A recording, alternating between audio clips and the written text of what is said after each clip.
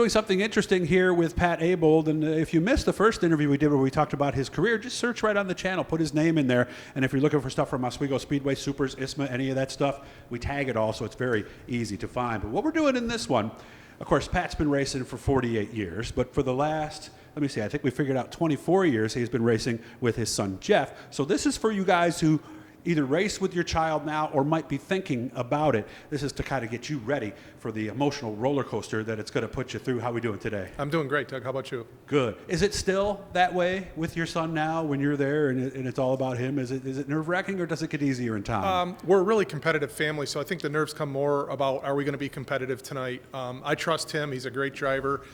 We do everything we can with safety. I've been through it so long. So the nerves come more from the competitive side, I think. All right, let's go back to 24 years ago. He didn't start right away. What changed? Because he actually somewhat late at age 8 getting started in a quarter midget. When did you know that it was time to get him into a car?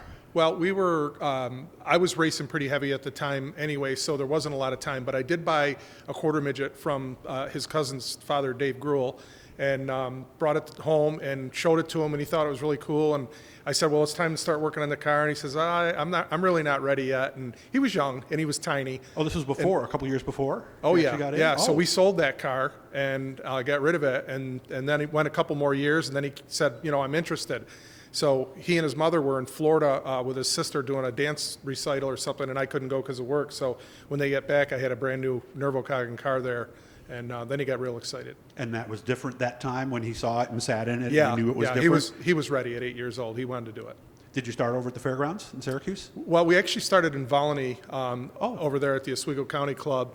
And we went over and we ran a couple of weeks, probably 2-3 nights a week. And he'd run 200 laps each night until he just, his arms were falling off. And he really learned the line over there. And we worked a lot with him before we even went to the first race. So it's like a lot of these clubs, you can come during the week and run as much as you want, right? Yes. Yep. If you're a member, right, you can go use the track. Yeah, and the Micrack Club in Syracuse, the Quarter Midget Club, same kind of thing. So that really does, because one of the toughest things in racing is to get that experience. And in a situation like that, well, how long did it take him to get it? He got it pretty quickly. His mind was made up. He wanted to go be competitive.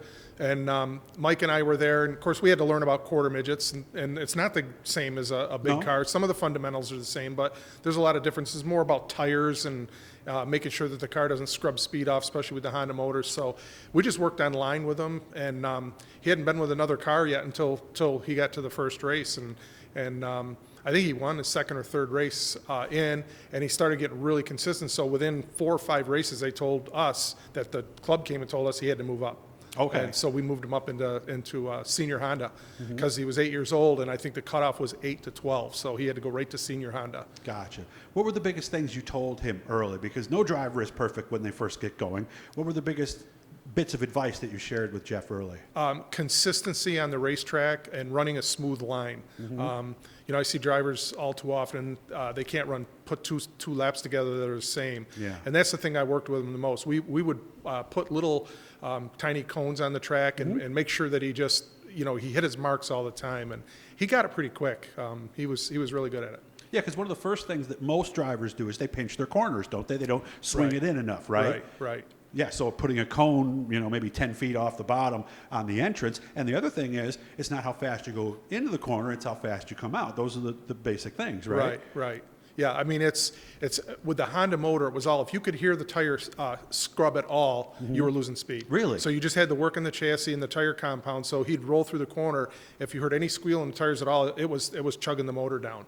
So how do you know when it's time to move? Obviously, the situation was a little bit different because they said, hey, we need to move him up. But when do you know when it's time? Is it strictly wins, or is there other things you're looking at? Well, when he was 12, he had, I don't know, probably somewhere around 100 wins, and I think he had 9 championships, and he was the older kid in the class. He was age 12. At age 12. So he had to either move up to the heavy cars, which he didn't want to do because they were slower, and he didn't really want to race with the younger kids anymore. I mean, he was literally racing against 8-year-old kids, and it didn't feel right to him. So he actually came to me and said, I just want to stop doing it. So we did, and there really wasn't anything in between. Yeah. And then the Not for a Focus, 12-year-old. right. The Ford Focus deal came a couple years later, and that was the perfect fit for us to move from quarter midgets to midgets. So there was a time when you weren't racing with him. Right. He came along. I was running for Dunnigan's at the time. He came along. He learned an awful lot. Richard Hathaway's a mechanical engineer who was my crew chief on Dunnigan's car, took Jeff under his wing, and they really worked together with all the data, and he learned an awful lot as far as chassis goes. He would listen to the feedback I'd give to Doc, and those two would actually work together and work on setups, and he learned an awful lot from Doc. And then Doc helped Jeffrey a lot, both of us a lot when we designed the midget. He actually had a team of kids come from Western Michigan University where he taught, and they did a study on the car, and we went through all the geometry on it and did all that, so it was fun. So obviously one of the bigger things is learning the next car you move up to, which depending on what you move to, it's always good to find experienced people to partner yourself with, Exactly. I would imagine. Right. I mean, you got to have good people. Nobody knows everything, and you get friends in this business, and you figure out who knows what, and you take information, and then you've got to learn on your own, because it's not the same every single night. You can't come back with the same exact car 2 weeks in a row and have the same result. It's amazing. That was one of the things because I figured it's an asphalt car. You think set up good, it should be set up good next week, but it's not that simple. No, there's actually 3 segments during the summer at Oswego Speedway. You get the spring segment, the hot summer segment, and then the fall segment, and they're all different. Well, whether it rains or not, you got a clean Yep. track, whether it's too hot, the track gets greasy, there's a lot to it. How do you handle the bad times? Because obviously it's not going to be a good night every night. So as a dad, how do you find the teachable moments, teach him without feeling like you're putting him down? You know what I mean? Well, there's been a lot of learning curve.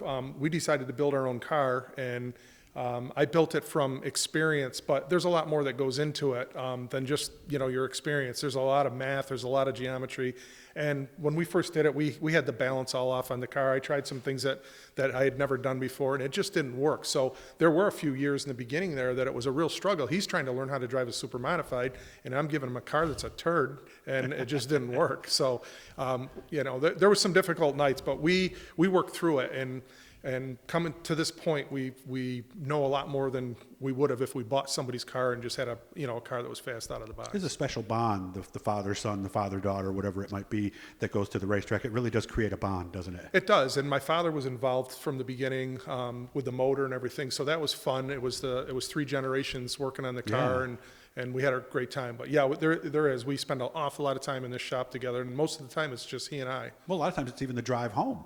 That time in the car when you're in the yeah. truck, you're discussing a great day or a bad day. Sometimes it's awful quiet, and sometimes we talk an awful lot. Yeah, I've been that way. You don't say 2 words on the way home because things just didn't work out that well. So for somebody who's listening to this and might be thinking about, or maybe they just finished their first season with their child, what advice would you have for them?